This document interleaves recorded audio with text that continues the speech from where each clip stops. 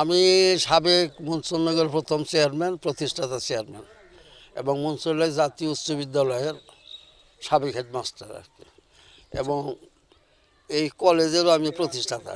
আমাদের বর্তমানে এমপি সাহেবের আমলে অনেক উন্নয়ন হয়েছে, কাঁচা পাকা স্কুল কলেজের পাকা ভবন, যেমন এই কলেজের ভবন এমপি সাহেবের আমলে হয়েছে। ওই পার্শ্ববর্তী মনসুরের জাতীয় উচ্চ বিদ্যালয়ের 4তলা ভবন, এটা এমপি সাহেব হয়েছে। তারপর এই যে আজকে যে চলমান যে বিশ্ব রোডটা আর কি, এটি এমপি সাহেবের অবদান, এটা নাসিম সাহেবের অবদান, এমপি সাহেব ফলো আপ করে বাস্তবায়ন করছে আর কি 1 বছর। এছাড়াও বোধ হয় মনসুরনগর ভিতরে মিনিমাম 50 কিলোমিটার কাঁচা রাস্তা হয়েছে, 15 থেকে 20 কিলোমিটার পাকা রাস্তা হয়েছে। আগে ছিল না, এখন মোটামুটি হয়েছে। এমপি সাহেব নাসিম সাহেবের সময় এই কলেজ নিয়ে একটা কেন্দ্র হয়েছে, যেটা রাজশাহী বিভাগের ভিতরে। পুলিশ প্রশাসন সরিষাবাড়ি, জামালপুর প্রশ্ন থাকে, জামালপুর এই অসুবিধা দূর করার জন্য এই সম্প্রতি গত মাসের 27 তারিখে চর এলাকার 4টে ইউনিয়ন নিয়ে একটা পুলিশ তদন্ত কেন্দ্র, সেটা এখান থেকে 1.5 কিলোমিটার দূরে করতেছে। 9 তারিখে রাজশাহী বিভাগীয় পুলিশ কমিশনার এটা স্বরাষ্ট্র মন্ত্রণালয় পাঠিয়েছে অনুমোদনের জন্য আর কি। আমরা আশা করতেছি যে বছর আমাদের এখান থেকে পুলিশ থাকবে, আর বাইরে যেতে হবে না। চর এলাকার জনগণ তাছাড়া কী করেছে, জামালপুর পল্লী বিদ্যুৎ থেকে বিশেষ ব্যবস্থায় এই চর এলাকার ভিতরে 700 কিলোমিটার বিদ্যুৎ লাইন করছে। বর্তমান গ্রাহক সংখ্যা প্রায় 27,000। এটাও আমাদের প্রিয় নেতা সাবেক মন্ত্রী মহোদয়ের হাত ধরে হয়েছে আর কি। বলতে গেলে কি, আওয়ামী লীগের উন্নয়ন আমাদের এখানে ভিজিবল আর কি।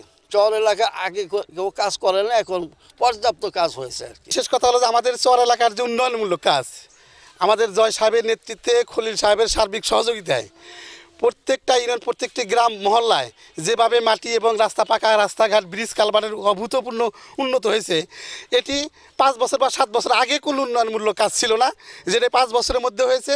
আর বাকি যে কাজগুলো, নেতার যে স্বপ্ন, আমাদের ইউনিয়নবাসী নেতৃকর্মী যারা, তাদের মাধ্যমে এবং উপজেলা চেয়ারম্যানের মাধ্যমে বাকি যে সমস্ত কাজগুলো আছে, ইনশাল্লাহ আমরা আশা করি যে 100% কাজ সামান্য 2-3 বছরের মধ্যে আমাদের চরের সমস্ত কাজ ইনশাল্লাহ হয়ে যাবে। আমাদের প্রিয় নেতা সাবেক মরহুম আলহাজ মোহাম্মদ নাসিম সাহেব, ওনার আমল থেকে আসলে উন্নয়ন শুরু হয়। আমরা অন্য কোনো নেতার সাহায্য পাইনি।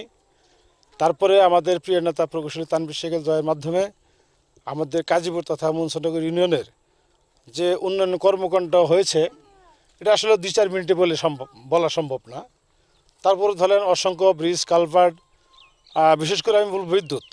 আমাদের এখানে 3টে ইউনিয়ন, 4টে ইউনিয়ন, চরগ্রিস, খাসবাড়ি, আপনার নাটোরপাড়া, চরগ্রিস, 3টি ইউনিয়নে আমরা কোনো দিন বিদ্যুতের ছোঁয়া পাবো কিনা আমরা জানি নাই। আমাদের প্রিয় নেতা আলহাজ মোহাম্মদ নাসিম সাহেব, উনি আমাদের সরিষাবাড়ি থেকে, জামালপুর থেকে বিদ্যুৎ নিয়ে, পল্লী বিদ্যুৎ দিয়ে আমাদের এই 4টে ইউনিয়নে প্রায় 100% বিদ্যুতের ব্যবস্থা করেছেন।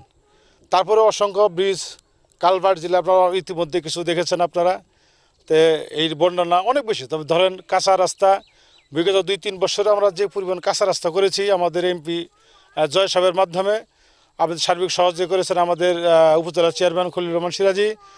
হয়তো আর 1 বছর, এই বছরের মধ্যে বা 1 বছরের মধ্যে আমরা হয়তো কাঁচা মাটির রাস্তার কাজ হয়তো শেষ হবে। এরপরে অনেক রাস্তা, প্রায় 35 থেকে 40 কিলোমিটার রাস্তা পাকা রাস্তা হয়েছে, এবং কাঁচা রাস্তাও 2 বছরে মনে ধরেন কমপক্ষে 30,000 কিলোমিটার রাস্তা হয়েছে। যাই হোক, আর এই যে বিদ্যুতের কথা বলবো, বিদ্যুৎ যেটা বললেন, আমাদের বিদ্যুতের পরিমাণ হবে প্রায় 30 থেকে 35 কিলোমিটার নতুন বিদ্যুৎ আমরা পেয়েছি, সংযোগ পেয়েছি, এবং 100% 4টি ইউনিয়নে বললাম 100% বিদ্যুৎ আমরা পেয়েছি। নদী ভাঙা প্রতিরোধ আসলে আমাদের এই সাইডে অনেক, যখন আমরা নদী ভাঙন কবলিত এলাকায় থাকতাম, তখন আসলে অনেক সময় তিনি ওই জায়গা বুঝে যেখানে ভাঙার সম্ভাবনা আছে, সেখানে তিনি যে বেগ ফেলে বিভিন্ন মাধ্যমে তো তিনি নদী ভাঙা রোধ করেছেন। এখন যেমন বর্তমানে যে ভেটুয়া ঘাটে তিনি একটা বড় একটা ব্রিজ, এটা তিনি সংসদ ভবনে উঠিয়েছেন, হয়তো এটা অনেক ব্যয়বহুল একটা ব্রিজ, হ্যাঁ অনেক বড় একটা ব্যয়বহুল ব্রিজ, এবং ব্রিজের মাধ্যমে ওইখানে যেহেতু নদী ভাঙনা না হয়, ওইখানে তিনি অলরেডি জিও বেগ ফেলে নদীর শাসনের ব্যবস্থা করছেন। আর এখানে আমাদের বলা চলে নদী নাই, নদী এখন অনেক দূরে। তারপরে আমাদের ছিন্না থেকে ওই গোদারবাগ নামে একটা এলাকা আছে প্রায় 4-5 কিলোমিটার। এটা আগে পুরা নদী ছিল, এখন নদী নাই। এখন এই এলাকার মধ্যে আমাদের নেতা ইতিমধ্যে কথা দিয়ে গেছেন, এখান থেকে সরাসরি গোদারবাগ প্রায় 4-5 কিলোমিটার একটা নদীর বাঁধ। এটা আগামী থেকে ইনশাল্লাহ কাজ শুরু হবে। তিনি যা বললেন ইনশাল্লাহ তাই করেন। তা আমাদের মোটামুটি দেখা যায় হয়তো আর 2 বছরের মধ্যে আমাদের পাকা রাস্তা এবং কাঁচা রাস্তা যেগুলো করেছি হয়তো আর বাদ থাকবে না, পাকা রাস্তা ইনশাল্লাহ সব পাকা হয়ে যাবে। তো এই হলো অবস্থা আমাদের।